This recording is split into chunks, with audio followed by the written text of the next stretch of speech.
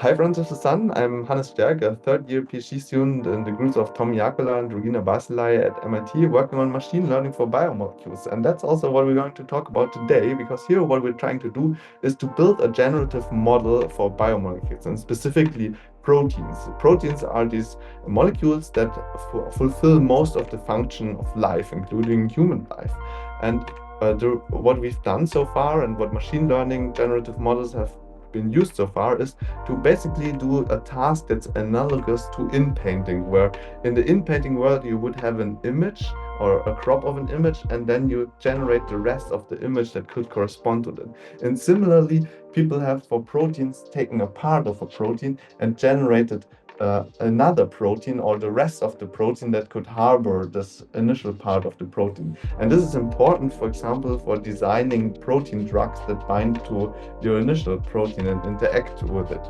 And now what we want to do is to bring this analogous capability that we have for images, where we have much more control of this semantic map. I want some sky here, I want some water over here, and then your model can generate something that has sky and water in the right locations. We want to bring that to protein design, because proteins are actually not just these things that can bind to other proteins, but they are these compositional objects, where in some location you have a domain that's like a motor domain, for example, that walks along a microtubule in your cell to transport proteins, and they're made up out of various parts, domains that fulfill different functions and work together.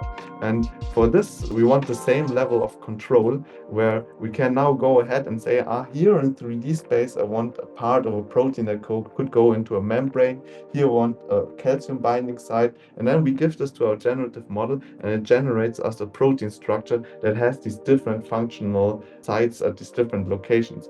And we did this with our generative model, where we specify these 3D locations as 3D via 3D ellipsoids and feed them into our generative model, and then we generate proteins that satisfy these constraints and these inputs that we gave.